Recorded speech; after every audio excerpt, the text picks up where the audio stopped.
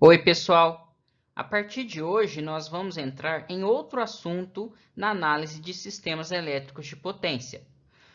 Hoje, nós vamos estudar uma introdução relacionada à estabilidade de sistemas elétricos de potência.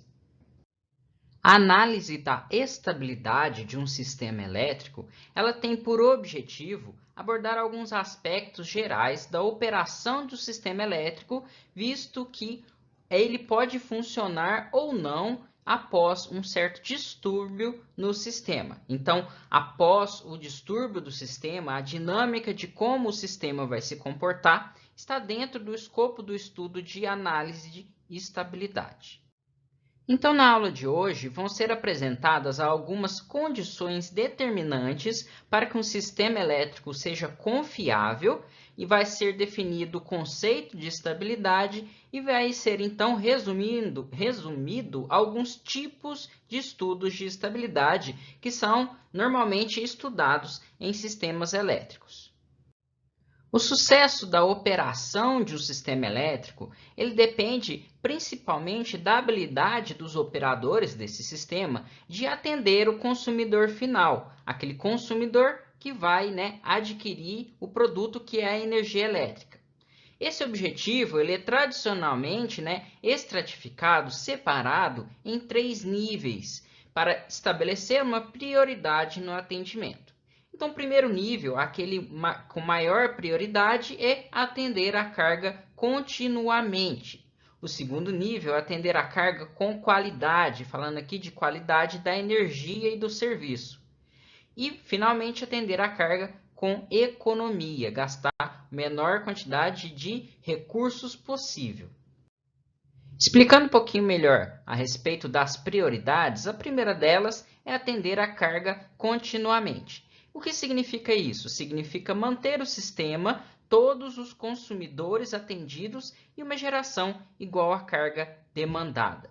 Nós sabemos que toda a carga que está hoje sendo utilizada no sistema elétrico, que está consumindo energia elétrica, deve ser suprida por uma geração.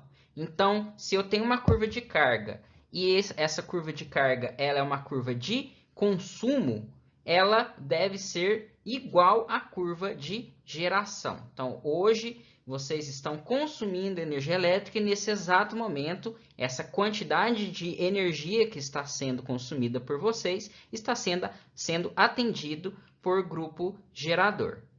A segunda prioridade é atender a carga com qualidade. O que isso significa? Então, uma vez alcançado o objetivo de continuidade, o passo seguinte é atender com qualidade. Isso significa manter padrões aceitáveis sujeitos a variações mínimas de tensão e frequência. Atender a carga com qualidade significa que eu vou manter de forma contínua aquele nível de tensão padrão, que é padronizado, e nível de frequência. Caso contrário, isso pode danificar os equipamentos e, em situações mais graves, pode gerar o sistema em colapso, entrar o sistema em colapso, ou seja, o famoso blackout. E o último objetivo aqui é atender a carga com economia. Isso só se vai conseguir após cumpridas as duas etapas anteriores. Ao passo seguinte, agora, é atender esses objetivos com economia. Isso é conseguido se a carga for suprida continuamente, sob um padrão aceitável de frequência e tensão, agora ao menor custo. No Brasil, é despachado primeiramente as fontes mais baratas e depois as fontes mais caras, mas com custo de geração maior. Isso normalmente é feito primeiramente o despacho das hidrelétricas, que tem um custo de geração menor, e depois das termoelétricas, que possuem um custo de geração maior, porque ali estão embutidos também o valor do combustível. Porém, isso depende muito da situação.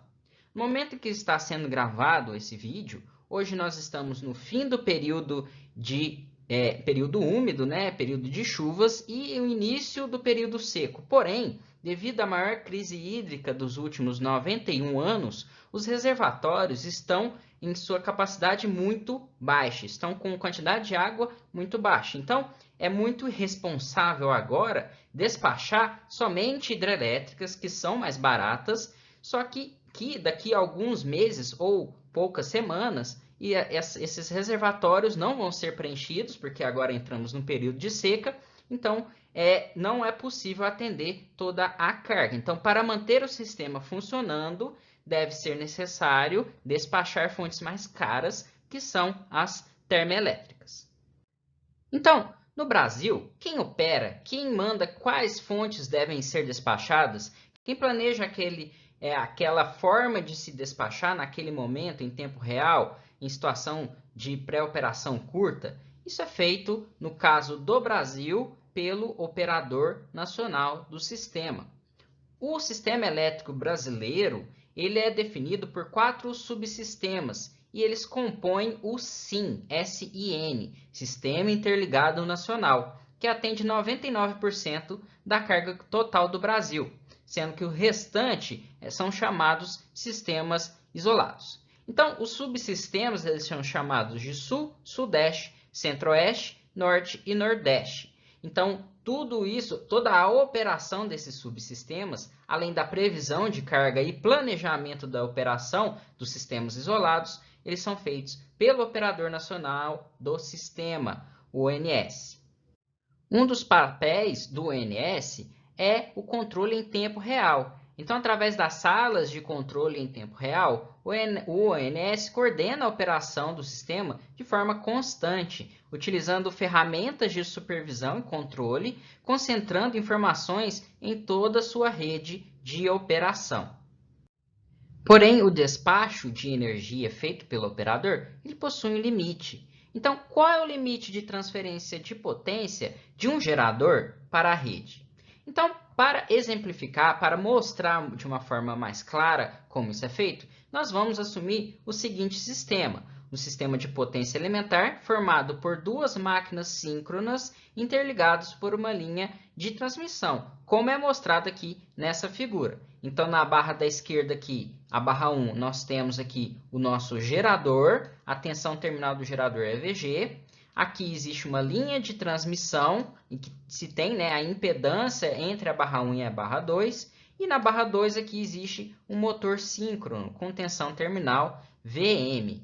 Nota-se aqui que no sistema elétrico geral nós podemos considerar que a resistência é muito menor que a reatância, de forma que normalmente essa impedância ela é praticamente composta somente da reatância indutiva da linha. Então, os diagramas unifilar e o diagrama fasorial correspondente a essa situação de operação, eles são apresentados aqui na figura, em que foi desprezado a resistência da linha. Então, se tem a tensão interna aqui, EG, tem-se, então, a impedância interna do gerador, aqui composta somente da reatância, uma vez que foi desprezada a resistência, denotada aqui por XG, a reatância da linha, a reatância do motor e a tensão interna do motor. Nós podemos notar aqui o nosso diagrama fasorial. Então, aqui está a minha tensão do motor como a minha referência, a queda de tensão da linha aqui como sendo J e X, né? Então, está aqui a 90 graus da corrente I, uma vez que se tem somente reatâncias indutivas. E aqui, finalmente, está a tensão interna do gerador EG. O ângulo que é formado entre a tensão aqui interna do motor e a tensão interna do gerador é chamado de ângulo delta, ou ângulo de carga. Dessa forma, nós podemos demonstrar que a potência ativa P transferida da máquina 1, que é o gerador, à máquina 2, que é o motor, é função das tensões internas das máquinas, EG, que é a tensão interna do gerador, e EM, que é a tensão interna do motor. Também depende da reatância individual total, que nada mais é que a soma de XG mais XL mais XM, né? A reatância do gerador, mais a reatância da linha, mais a reatância do motor, sendo aqui representado simplesmente por X. e do seno do ângulo delta, que é o ângulo de carga, correspondentemente, né, que corresponde ao defasamento angular entre as tensões internas das máquinas. Então, aqui nós podemos notar muito claramente que quanto maior o valor de delta, maior é a potência transferida. Portanto, a potência P transferida é igual a uma potência máxima vezes o valor de seno delta. E a potência máxima podemos concluir que vai ser EG, o módulo da tensão interna, vezes o módulo da tensão interna do motor, dividido pela reatância que separa o motor e o gerador. Então, essa é a máxima potência que é transferida de uma máquina para a outra. Então, analisando essa equação, alguns meios podem ser feitos para aumentar a potência máxima transmitida à carga. São dois, basicamente. O primeiro é o aumento da tensão interna do gerador e o outro é a redução da reatância série total. O aumento da tensão interna do gerador pode ser obtido de duas formas. Primeiro, o aumento do fluxo magnético do campo ou da excitação. Como isso é feito? É por meio da atuação do sistema de excitação. Isso é facilmente realizado desde que não se chegue nos limites de corrente de excitação. Outro modo de aumentar ali a tensão interna é o aumento da velocidade nominal de rotação. Nesse caso, é necessária a modificação do projeto da máquina. Nós sabemos que a velocidade da máquina, a velocidade síncrona, no caso, é igual a 120 vezes a frequência dividido pelo número de polos. A frequência do sistema ela é fixa, no Brasil é 60 Hz, então basta alterar o número de polos. E isso só é feito por meio da modificação da máquina, a modificação do projeto da máquina. Então, não é facilmente alcançado por esse meio. Também é possível diminuir, reduzir a reatância série total entre o gerador e a carga motora. Nesse caso, também deve ser feito a modificação do projeto, que geralmente é feito, colocação de linhas em paralelo, compensação série, entre outras formas de se diminuir essa reatância. Também não é obtido de forma muito simples, porém, uma duplicação da linha aumenta a potência transferida entre duas máquinas. Uma vez entendido que existem limites de potência de um ponto a outro do sistema elétrico e como isso pode ser alterado, vamos agora passar para a descrição do problema de estabilidade. Então, o problema de estabilidade é relacionado com o comportamento apresentado pelas máquinas síncronas do sistema quando existe algum distúrbio. Então, o sistema estava trabalhando em regime permanente e acontece algum problema no sistema. Como ela vai se comportar, se ela vai permanecer estável ou não, está dentro do problema de estabilidade. Se esse distúrbio ele causar um desbalanço entre o suprimento e a demanda de potência, uma nova condição de operação em regime permanente será buscada pelo sistema. Então, se eu tirei carga ou se eu acrescentei geração, aconteceu esse desbalanço. Então, existe um caminho do sistema, que o sistema vai sair de uma condição de operação anterior para essa nova condição de operação, uma vez que a geração deve sempre ser suprida pela carga e vice-versa. Se o sistema ele é estável, todas as máquinas síncronas interligadas no sistema, elas deverão permanecer em sincronismo, ou seja, elas devem manter-se operando em paralelo e com a mesma velocidade, a velocidade que eles foram determinados, velocidade síncrona. Os transitórios, que vêm logo após uma perturbação, eles são oscilatórios, então eles aumentam e diminuem por natureza. Porém, se o sistema ele é estável, essas oscilações elas vão ser amortecidas. Então, existe uma grande oscilação no início e, caso o sistema ele seja estável, ela vai diminuindo até encontrar um novo regime permanente. Essas oscilações, entretanto, elas são refletidas como flutuações de potências, correntes e potências nas linhas de transmissão. E caso eles sejam excessivas, elas podem ocasionar desligamento de uma ou mais linhas, por meio principalmente do sistema de proteção. Se essas correntes, se essas potências, elas ultrapassarem os valores de ajustes das proteções, aquela linha ela vai ser removida. E isso pode causar outras oscilações que podem aumentar ainda mais o valor dessa oscilação e desligar mais linhas, causando o efeito cascata. Nós podemos então concluir que nesse caso pode-se levar à instabilidade do sistema, uma vez que ocasionou o desligamento de várias linhas.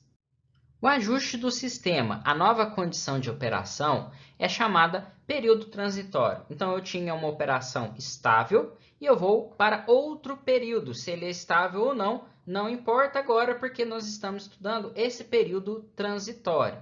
O comportamento do sistema durante esse tempo ele é chamado de desempenho dinâmico, o qual é de interesse na definição de estabilidade do sistema. Então, quais são essas perturbações? Quais são esses distúrbios que causam oscilação na rede? Bom, são principalmente mudança nas condições de geração, de carga e nas condições da rede. Aqui eu trago dois exemplos com 3 geradores em que é apresentada a potência ativa em PU desses geradores. O valor da potência RMS.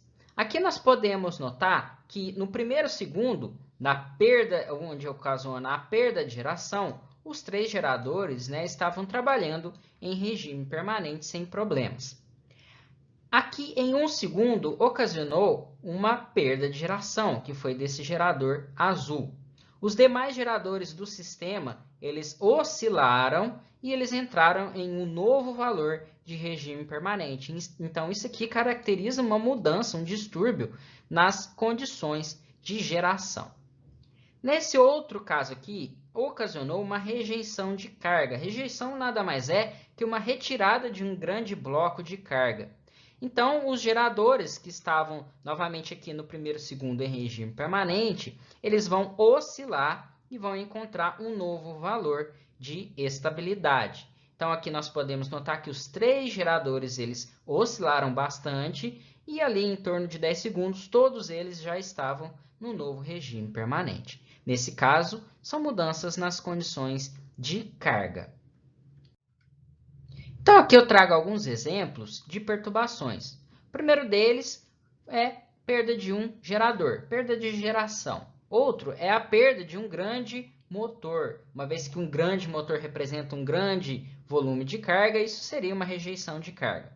Uma mudança na rede seria a perda de uma linha, como por exemplo, uma falha de proteção, de forma a remover aquela linha de forma indevida. Outro distúrbio que é bastante comum no sistema elétrico é o curto-circuito. Durante o curto-circuito, essa minha potência que vai ser transferida para a rede deixa de ser uma potência ativa e a principal potência que é fornecida pelos geradores síncronos passa a ser uma potência reativa. Então, a grande parte da potência fornecida é reativa, a potência ativa diminui muito, isso acelera os geradores. Então, existem vários sistemas de proteção para que isso não ocorra de forma muito abrupta, de forma que danifique algum equipamento. Outro distúrbio é a partida de um motor de indução. Durante a partida do motor de indução, o que vai acontecer é uma solicitação de potência reativa muito grande da rede. Isso faz com que ocorram quedas de tensão bem grandes e, consequentemente, pode levar ao colapso de tensão. Existe também o chaveamento de capacitores, reatores, isso estão mais relacionados a surtos de manobra. Então, a estabilidade ou não do sistema elétrico ele depende de vários fatores. Então, eu destaco aqui 3, que é a magnitude da perturbação, ou seja, o quão grande é esse problema, a localização da perturbação, porque uma falta próximo a um gerador vai impactar muito mais ele do que uma falta distante desse gerador. E a condição inicial de operação. Então, se ele está em um limite, está muito próximo do limite de estabilidade, qualquer pequena perturbação vai levar à instabilidade do sistema. Agora, se ele está longe desse ponto de operação, longe desse limite de estabilidade, ele consegue ainda trabalhar um bom tempo durante a perturbação sem que ele entre na estabilidade. Uma vez definido o problema da estabilidade, passamos agora a falar alguns conceitos da estabilidade de um sistema elétrico. Então, o sistema ele é estável quando a resposta oscilatória do sistema durante o período transitório, subsequentemente a uma perturbação, como foi descrito anteriormente, ela é amortecida e o sistema ele consegue atingir uma nova condição de operação num tempo finito. Então, ele não fica oscilando o tempo todo e nem essa oscilação aumenta. Então, existe um amortecimento dessa oscilação e ele consegue chegar nesse novo ponto de operação. Nesse caso, ele é um sistema estável. Então, em caso contrário, isso é, se o sistema não consegue atingir uma nova condição de operação num tempo finito, o sistema pode ser considerado instável. Essa figura aqui, ela elucida muito bem essas condições que foram apresentadas. Então, aqui está mostrado o ângulo delta, né, o ângulo de carga que foi apresentado anteriormente, no tempo. Então, esse primeiro sistema aqui aconteceu um distúrbio, ele oscilou e ele está diminuindo essa oscilação, está amortecendo essa oscilação. Eu posso concluir que ele chega no novo ponto de regime permanente em um tempo finito, portanto, esse sistema é estável. Esse segundo sistema aqui, ele parte aqui da oscilação e continua oscilando por tempo indefinido. Então, eu posso concluir que esse sistema ele é instável, o sistema oscilatório ele é instável. E, finalmente, esse último sistema, a oscilação ela aumenta com o tempo. Então, isso aqui vai levar também à instabilidade do sistema. Já em um sistema multimáquinas, ou seja, vários geradores síncronos conectados em paralelo, como é a realidade do sistema interligado nacional, ele é estável quando todas as máquinas permanecem em sincronismo após algum distúrbio. Então, aqui nessa figura eu mostro dois sistemas. O primeiro sistema aqui, ele é estável e o segundo é instável. Então, no primeiro caso da figura, todos os ângulos dos rotores, eles aumentam, mas todas as diferenças angulares entre eles permanecem pequenas e o sistema pode ser considerado estável. Já no segundo caso da figura aqui, as máquinas ficam separadas em dois grupos após a perturbação, A e B separado de C e D, com diferenças angulares entre os grupos, continuando cada vez mais a crescer. Então, aqui nós podemos concluir que esse sistema é instável. A maior parte da energia em excesso ela é convertida em energia cinética, resultando em uma aceleração das máquinas síncronas. É o que o pessoal costuma falar que a máquina disparou. Uma parte menor dessa energia em excesso ela é consumida nas cargas e através das perdas do sistema. O aumento significativo nas velocidades das máquinas pode não significar necessariamente que o sincronismo será perdido. Então, o elemento importante aqui, no caso de um sistema multimáquinas, é sempre a diferença angular entre cada uma das máquinas, onde o ângulo do rotor é medido com relação a uma referência girando na velocidade síncrona. Como nós vimos no exemplo da figura, em ambos os casos, eles estavam aumentando, esse ângulo delta estava aumentando, ou seja, as máquinas estavam acelerando.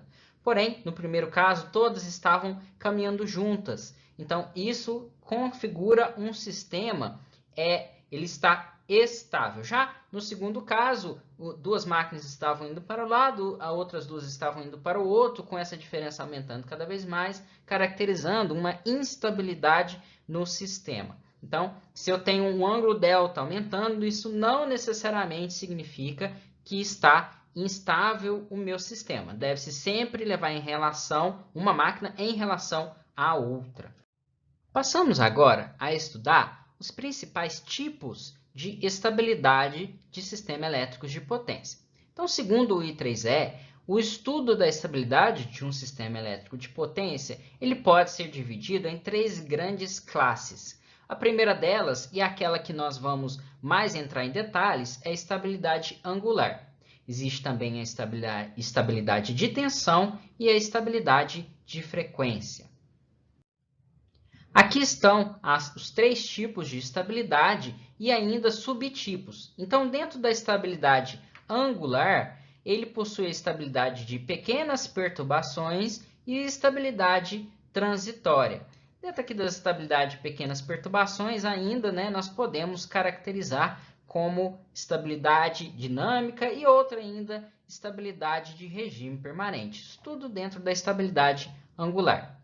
Existe também a estabilidade de tensão de curto termo e longo termo. E, finalmente, estabilidade de frequência para pequenas perturbações e grandes perturbações. Esse é o método de estratificação do estudo da estabilidade mais clássico. Detalhando um pouco mais os tipos de estabilidade, aqui nós vamos falar rapidamente sobre a estabilidade angular ou rotórica, também chamado de estabilidade síncrona. Então, esse tipo de estabilidade é a capacidade da máquina síncrona de um sistema interligado de se manter em sincronismo após uma ocorrência de uma perturbação. Então, ele depende da habilidade para manter o equilíbrio entre um conjugado eletromagnético e o conjugado mecânico para cada máquina síncrona do sistema. Sempre existe essa guerra entre o conjugado eletromagnético, que é imposto pela carga elétrica, e o conjugado mecânico, que é imposto justamente pela máquina primária, seja ela uma máquina térmica, seja ela uma máquina hidráulica ou até um motor diesel. Então, esses dois torques, esses dois conjugados, eles devem ser iguais para manter a velocidade constante. Então, para que isso fique funcionando normalmente, eu tenho que ter esse equilíbrio. A instabilidade ele pode ocorrer na forma de um crescimento das oscilações para alguns desses geradores síncronos conectados na rede, levando a uma perda do sincronismo com o restante dos alternadores, dos geradores. Em todos os estudos de estabilidade, o objetivo é determinar se os rotores das máquinas, uma vez que ocasionou uma perturbação, eles retornam ou não à operação com velocidade constante, velocidade síncrona. Portanto, significa que as velocidades dos rotores, eles momentaneamente se desviam da velocidade síncrona. Se eles vão retornar ou não, compete ao estudo de estabilidade determinar. Já a estabilidade de tensão refere-se à capacidade do sistema para manter as tensões em todos os barramentos após a ocorrência de uma perturbação para as dadas condições iniciais de funcionamento. Ele vai depender da capacidade para manter e depois restabelecer um equilíbrio entre a produção e a demanda, principalmente da potência reativa, que é aquele fator que vai mais contribuir para a manutenção da tensão nos barramentos.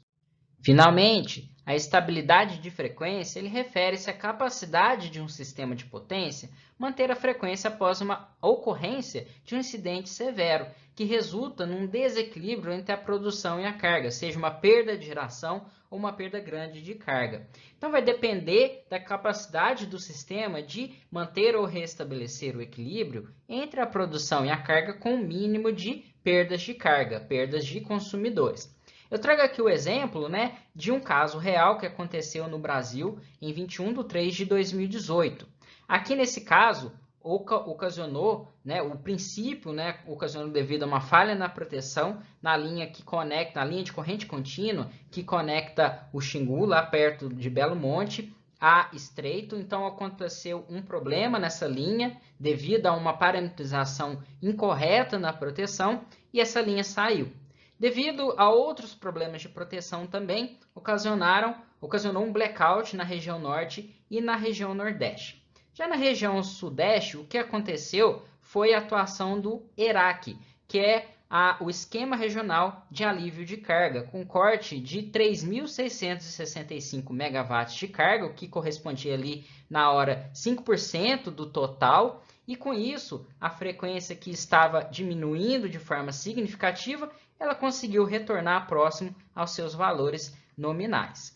Isso não, apesar de ter entrado o ERAC também nas outras regiões, norte e nordeste, isso não foi possível de se alcançar essa estabilidade. Então, o sistema norte e nordeste eles foram desligados do restante do sistema e por meio da atuação do ERAC no restante dos sistemas, principalmente na região sudeste, aqui o sistema conseguiu funcionar de forma satisfatória. Então, nesse caso, foi evitado o blackout em todo o país por meio desse esquema regional de alívio de carga.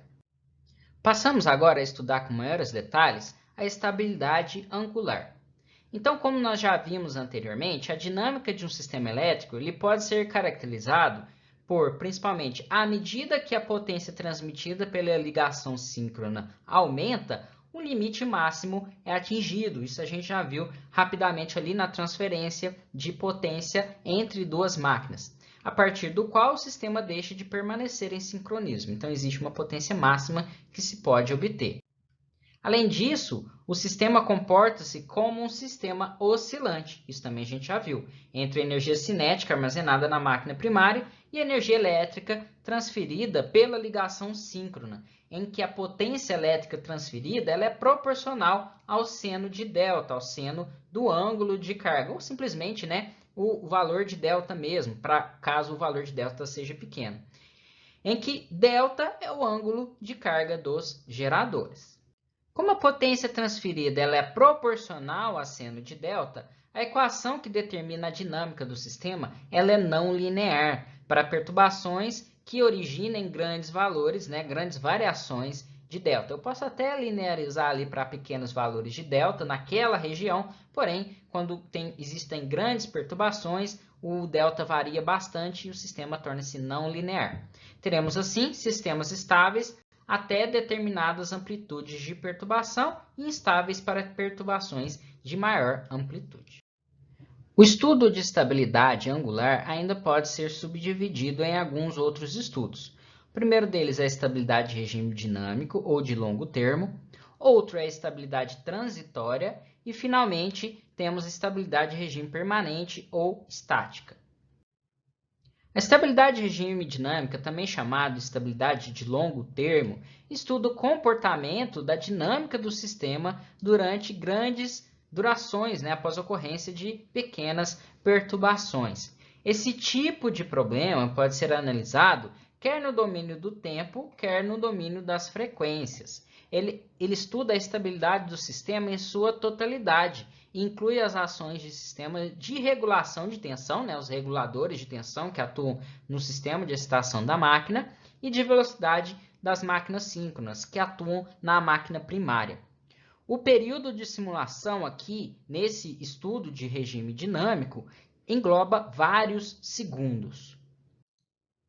Os estudos de estabilidade transitória, eles analisam o comportamento do sistema após uma grande perturbação, tais como faltas, curtos-circuitos, ou interrupção de equipamentos, como a abertura de uma linha, ou então uma saída de uma grande carga ou uma grande geração.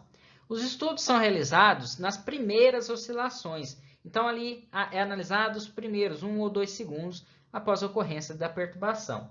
O objetivo, nesse caso dos estudos de estabilidade transitória, é determinar se as máquinas em um determinado sistema retornarão ao estado de sincronização estável após uma grande perturbação. Então, ali, nos primeiros ciclos, nos primeiros segundos, devido a uma perturbação, eu consigo verificar se aquela minha máquina ela vai conseguir atingir o novo ponto de sincronismo ou não, se ele vai ficar estável ou não. Ambos os estudos, tanto de estabilidade transitória quanto de longo termo, que é a estabilidade dinâmica, eles são geralmente realizados por simulação, através da integração numérica dos sistemas de equações diferenciais associados ao movimento das máquinas da rede. Essa metodologia ela permite uma representação bastante minuciosa de todos os componentes da rede, a qual, à custa de um elevado esforço computacional de cálculo dessas equações diferenciais, permite obter resultados bastante precisos. Então, consigo verificar a evolução dos parâmetros da minha rede, ou seja, potência ativa, potência reativa, frequência, ângulo de máquinas, isso no tempo.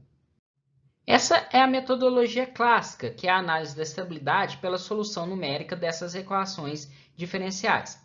Ele possui uma desvantagem que resulta no peso computacional necessário para resolver esse sistema de equações diferenciais, que é bastante elevado para os computadores, e associado a cada uma das máquinas, essas equações diferenciais do sistema, de forma a conhecer o comportamento das máquinas durante o período de defeito e algum tempo após a perturbação ser eliminada.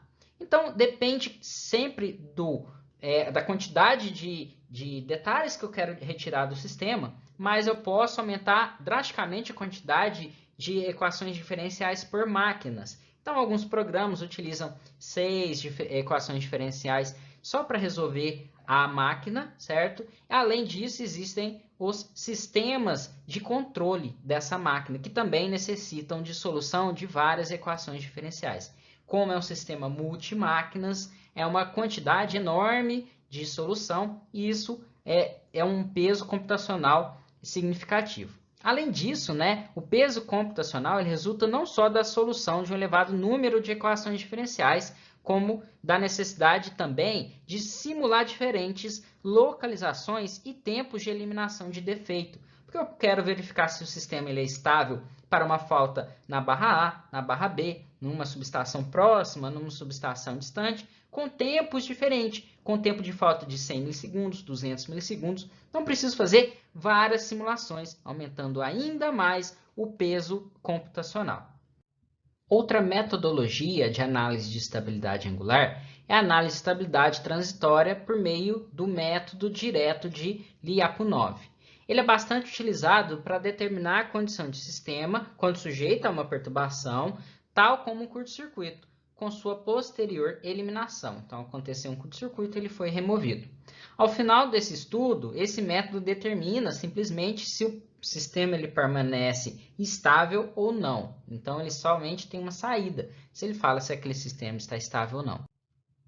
Tem-se observado, porém, que a análise indireta de estabilidade, que é através da observação da excursão do ângulo delta, principalmente com outras variáveis, que é definido, calculado pela solução das equações diferenciais de forma numérica no computador, isso tem se tornado mais vantajoso. Por quê? Devido à sua simplicidade, pois não é necessário empreender esforços na obtenção de uma função de energia apropriada para o sistema, que é o grande problema, né? E é a tarefa mais difícil no método de Lyapunov, e devido à flexibilidade, pois pode-se determinar facilmente quais são as barras geradoras mais críticas para a estabilidade do sistema. Então, naquelas barras ali é que não pode acontecer um problema, um defeito, então tem-se que colocar reforços naquele local, por exemplo. Nos estudos de estabilidade estática ou de regime permanente, é analisado o comportamento do sistema após a ocorrência de pequenas perturbações, que geralmente estão associadas às variações dos níveis da carga, a carga elétrica.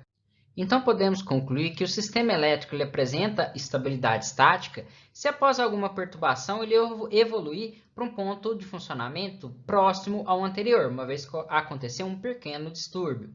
A análise desse tipo de estabilidade pode ser realizada através da linearização das equações de funcionamento do sistema em torno do ponto inicial, uma vez que não existe, né, uma grande perturbação.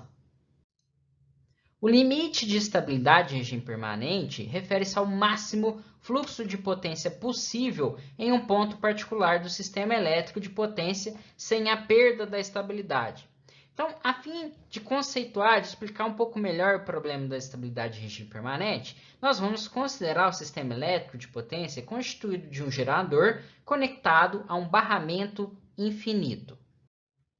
O que seria, então, barramento infinito? Bom, barramento infinito corresponde ao modelo de um sistema cujo porte é tão maior que o da máquina sob estudo, ou seja, o nível de curto-circuito daquele sistema é muito maior que a potência nominal da máquina que nós estamos estudando, que se justifica adotar a hipótese de que naquele barramento ele pode ser representado com uma barra cuja frequência e a tensão permanecem constantes, independentemente da potência que o sistema gera ou absorve ou de qualquer perturbação aplicada. Então, a tensão e frequência permanecem sempre constantes no barramento infinito.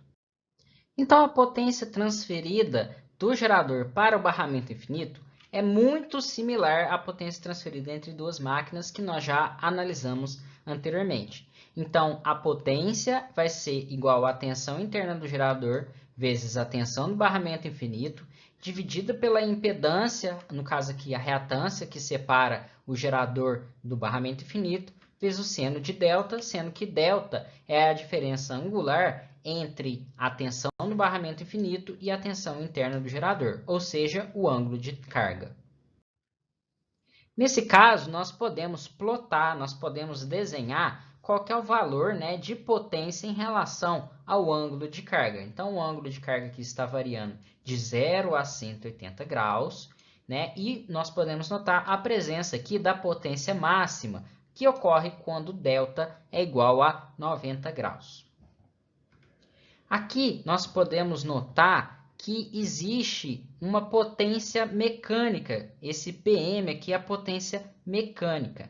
Essa potência mecânica, que é proporcional ao torque mecânico, principalmente porque eu estou trabalhando aqui com velocidades constantes, nesse caso, a potência mecânica deve ser igual à potência elétrica. Isso define o ponto de operação. Então, nesse ponto aqui, existe a potência mecânica igual à potência elétrica, determinando aqui ΔI.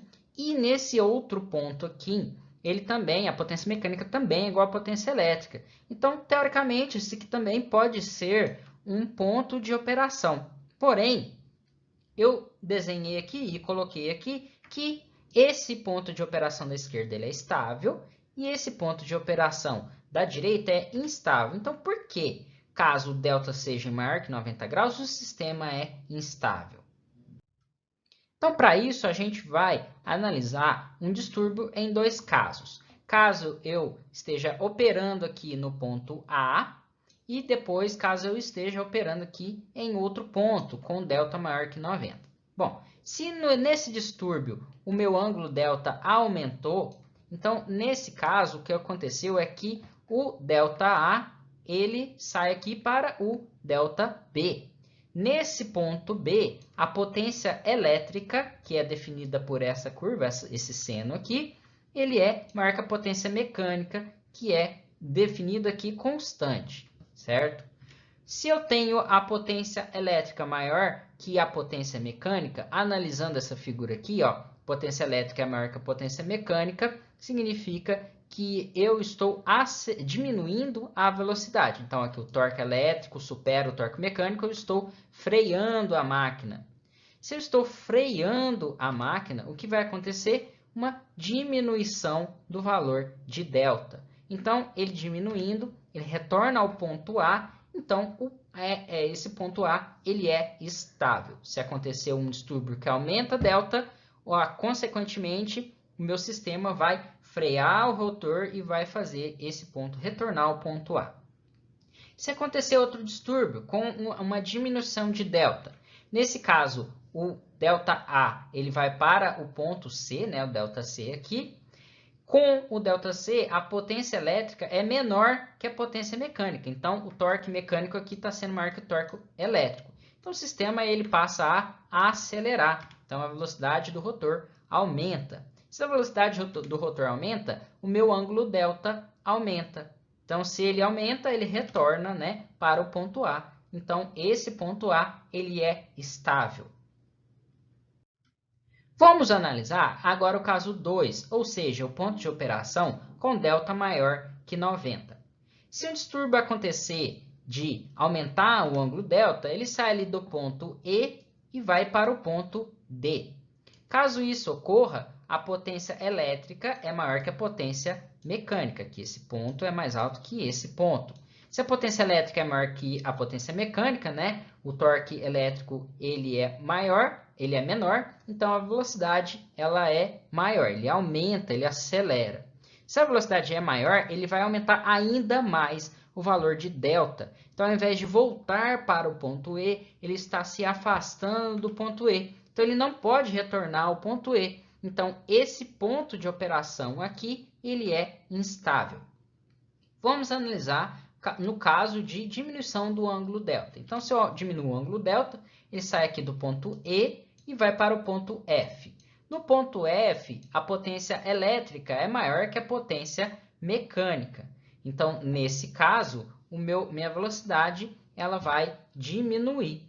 Se a velocidade diminui, o meu ângulo delta diminui ainda mais. Então, nesse caso, eu estou afastando ainda mais do ponto E. Portanto, ele não pode retornar no ponto E e podemos concluir que esse ponto ele é instável. E por esse motivo, né, nós podemos notar que qualquer ponto de operação acima de 90 graus, de delta acima de 90 graus, ele é instável. Então, o meu limite de estabilidade de regime permanente se dá com delta igual a 90 graus. Passamos agora a estudar muito rapidamente a estabilidade de tensão. Então, outro tipo de estudo de estabilidade é referido como sendo análise de estabilidade de tensão, a qual está intimamente relacionada com as variações da demanda da carga do sistema sem um adequado suporte de potência reativa para manter a tensão em níveis aceitáveis.